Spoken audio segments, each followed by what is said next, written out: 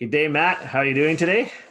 Scotty, I'm doing wonderful. How are you doing in frosty Winnipeg? Oh, I'm doing not too bad. It's relatively mild here. How are you? How are you doing in San Francisco? I'm having problems with great white sharks, but other than that, I'm fabulous. I'm fabulous. But you're They're in actually my in you're they're in my actually in imaginary Calgary. my imaginary office. So, Matt, we're going to talk about coaching today because that's what you wanted to talk about. And the first question I I like have it. for you is, how long would you say that you've been coaching in your professional career? Well, I'm going to say that since I started doing people management, whether or not I knew it was coaching or not, and so all told, I got about 18 years of professional management in the bank world. And then I've been coaching full time as an occupation for just over 10 years. So the first thing that comes to mind is that I knew that you were in the banking industry, and I just wanted to let you know that you're one of the nicest people I've ever met that was in the banking industry. You're a very nice banking person. So I Thank you. want to start off with that. So my You know next what? question, That's why I was successful. because you were nice, you stood out. So when you were in your 10-year professional coaching career, if you will, or and still are today, are you seeing that most people that you're coaching are kind of at those higher levels of an organization, or are you finding that you're able to work with and help people at all levels of an organization? I've been very fortunate and been able to work with people at all different levels of the corporate world. And I can tell you right now that some of my favorites are working with people who are up and comers, young people Yeah. that are wanting to move forward. And people who are highly technical but have uh, just started now in their career um, to manage other people. So working on those soft skills. Well, working on those soft skills and understanding that what got them there won't take them to the next level, because leadership is an entirely different set of skills, and your technical expertise, um, all you engineers, is not necessarily what's going to take you to the next level. Um, Right. it's that So simple. so part of what I'm taking away from that is, regardless of your position in an organization, whether you're an engineer or you're an office person, or you've been there 2 years at a junior level or you're at a senior level, coaching can benefit anybody in an organization. And I guess what I'm looking to clarify is this notion that people may have that coaching is only for C-level type of people. Anyone can benefit from having someone that they work with to help them progress in their career. Absolutely. And to their life. Let's be clear, because coaching Good point. isn't always cut and dried. What you're getting is a safe, committed person who is aligned with you and has the training to use models and questions and the practice to ensure that you're getting the maximum benefit from the time that we spend together. So maybe to take this in another direction, that people might be thinking, Scott and Matt seem like they're really nice guys, but I don't know if I believe them. The International Coaching Federation did a study years ago where they worked with a number of people, thousands of organizations and thousands of people, and they found that some of the key things that came out of coaching was improved productivity in that range, anywhere between 50 and 70%, within that range of people they worked with. And the other one was just sort of more positive people, more positive culture. And that was between 67 and 80%. So the stats are there that people can benefit from coaching. One of the points that I also want to get across is, I've worked with people, and you may have had the same experience, where um, they said to me at the start of the call or at the end of the call, I've had such a busy day, I almost canceled, but I realized how important this is for me. And I wanted to make the time for myself to focus on me for a bit. Has that been your experience as well?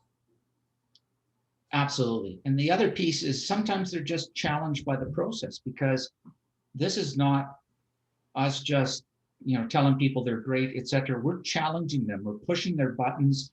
We're getting them out of their mental comfort zone Nice. Yeah. to understand what it is that really drives them, and so that they understand, because very often we're not perfectly aligned with our values. in terms of our life, and sometimes that's a necessary evil, of our situation.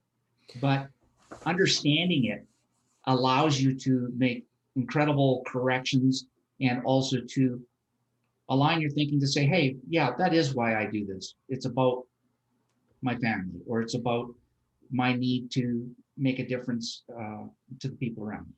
Yeah. So further to that, as I've told you in the past, I because of this last 12 months of pandemic type stuff that you may have heard about, I actually took the time to go back and talk with and sort of survey informally the people that about 30 people that I've worked with in the past year. And what they said was, and this was actually very interesting, they said the main benefits that they got from the process was being able to work with somebody who was independent and external to the company, who didn't have any biases. So that sort of external perspective was really important.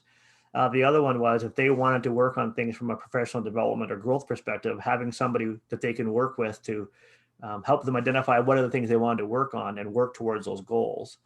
And the third one, which I really enjoyed, was the ability to talk freely and openly without any judgment. And I think that goes back to the first one. So again, this independent perspective, working on their own professional development, and then the ability to talk freely were the three things that the people I've worked with said that they got from the process. And I'm guessing that that's very similar to your experience in the last 10 years.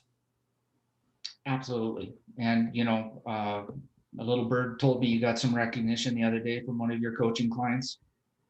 Yeah, there was we had a graduation for one of the groups that we work with, and one of the people that I work with had a chance to speak, and they mentioned in front of a fairly large group of people that they found that the training throughout the year was very helpful, but in particular that they were extremely lucky to have been assigned to work with me for the year. So as you well know, the ability to give back and help people is super rewarding. And doesn't matter how bad of a day I had or how bad of a week I may have had, when you hear those kind of comments from people you work with, it was very overwhelming. It's nice. So it's great as a coach to be able to work with people and then occasionally get that kind of feedback. So that was great. Congratulations, because I know how satisfying that is, and because it's not about us, it's about them. And the coach isn't there to take the credit. They're there to be in the background and provide that safe place, and the structure and the questions that drive people to do their very best. And you said it's not it is about them. And I think one of the things that people take from coaching is that, imagine that you are someone with a family that you're taking care of at home. Maybe you're volunteering in your community. Maybe you've got elderly parents that you're taking care of. That time that you work on your own professional development, whether it's on your own or with a coach, may be the only you time that you get during that week or that month. So it's really important that you be diligent in keeping that up, because that's really important for your mental well-being and also for your professional development as well. Well, it certainly is for some people, and for those that commit to being coached, it's almost always of tremendous value. So in wrapping this up, what would you say is the key message that you want anybody who's watching this today and thinking about whether they should be looking to invest time and energy into working with a coach? What would you say? What would you like to say to them? Well, if you're not sure if it's for you, take a coach for a test drive. Tons of coaches will give you a session or two and let you see if the process is right for you, and take advantage of them. I love the idea. The I love the idea of taking a coach for a test drive. Do they need to leave their driver's license or keys with you, or how does that work? No, it's okay. They don't have to have a clean driving abstract either. So we're all good that way. What they need to do is they need to commit, and commitment is about. But they're not committing to us. They're committing to them, right? They're committing to them, but there is a relationship. They need to commit to be honest, and to try. And to believe that there's value in the process, because then there is. So take it from two extremely good looking and smart guys. Coaching can be helpful. Coaching isn't just for senior level people. And if you want to grow and challenge yourself to get even better than you are, think about working with a coach. And Matt and I know a couple of guys that can help. So everyone, be Yeah. safe. Matt, good to see you again. And Thanks, Scotty. we'll see you on the yacht. Okay, take care. Okay, bye bye.